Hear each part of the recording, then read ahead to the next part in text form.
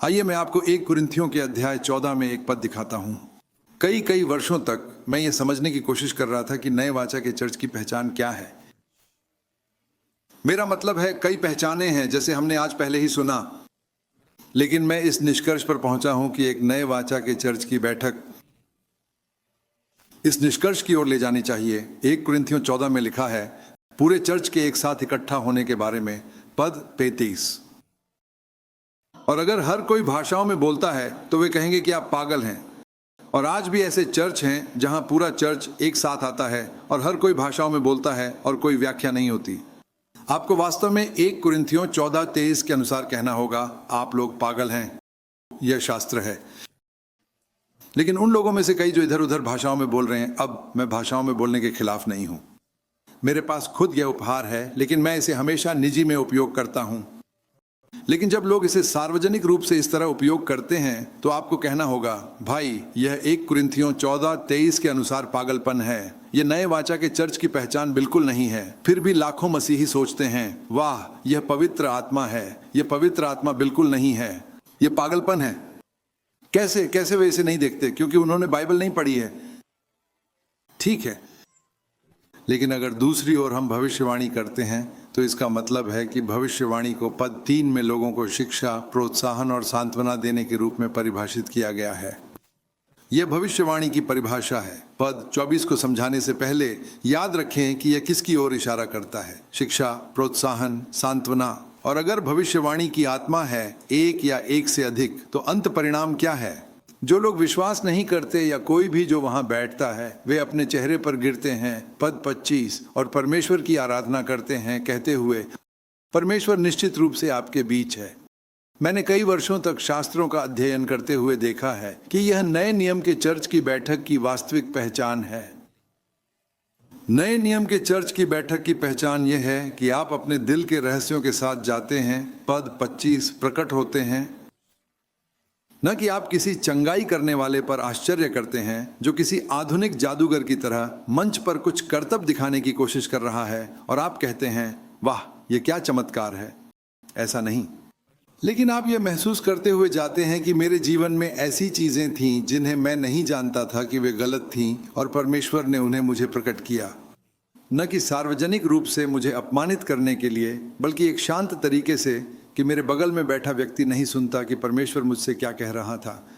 यही परमेश्वर करता है। परमेश्वर हमारे पाप को सार्वजनिक रूप से उजागर करके हमें अपमानित नहीं करता, कभी नहीं। मनुष्य ऐसा करते हैं, परमेश्वर कभी ऐसा नहीं करता। वह गुप्त रूप से बोलता है ताकि आपके बगल में बैठा व्यक्ति, आपका पति या पत्नी, यह न जान सके कि परमेश्वर आपसे क्या कह रहा है। आपके दिल के रहस्य प्रकट होते हैं। यह सच्ची भविष्यवाणी है जहां आप दोषी महसूस करते हैं लेकिन निराश नहीं होते। निराशा कभी भी पवित्र आत्मा की सेवा का अंतिम परिणाम नहीं होती। यह दोष है जो मुक्ति की ओर ले जाता है ताकि आपके दिल का रहस्य प्रकट हो और आप निराश होकर न जाएं। नहीं, आप कहते हैं वाह परमेश्वर यहाँ है। तो आप कैसे जानते हैं कि परमेश्वर किसी बैठक में है या नहीं? इस पद के अनुसार यह भाषाओं में बोलने से नहीं है, यह पागलपन है।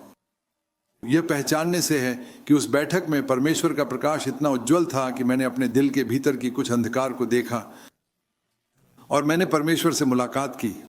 और मैं मानता हूं कि हर चर्च की बैठक ऐसी होनी चाहिए।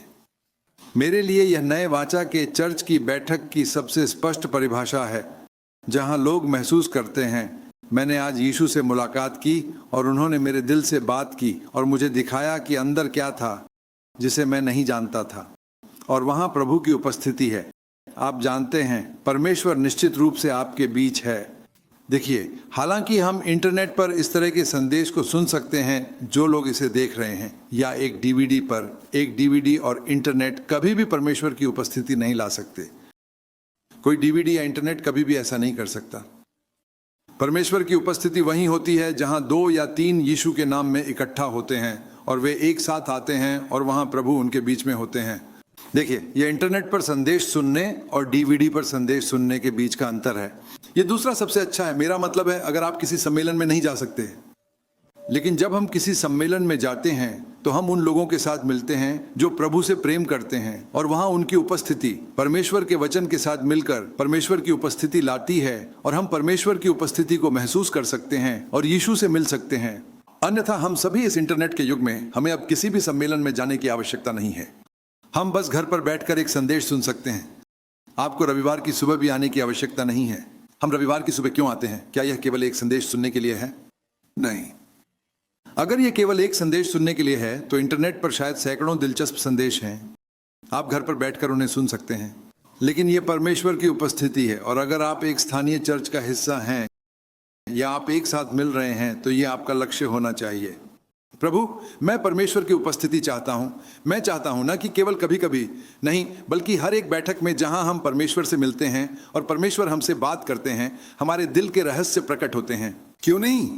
क्या परमेश्वर केवल कभी कभी आता है?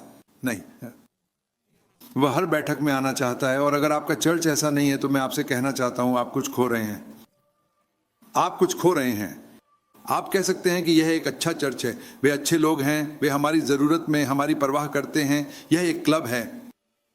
आप जानते हैं, लोग एक दूसरे की परवाह करते हैं और एक दूसरे की मदद करते हैं, अच्छे होते हैं। मेरा मतलब है फ्रीमेसन्स ऐसे ही होते हैं। वे एक दूसरे की परवाह करते हैं और वे यीशु में विश्वास नहीं करते। तो हमें यह समझने की आवश्यकता है कि हम इस तरह से एक साथ क्यों आते हैं।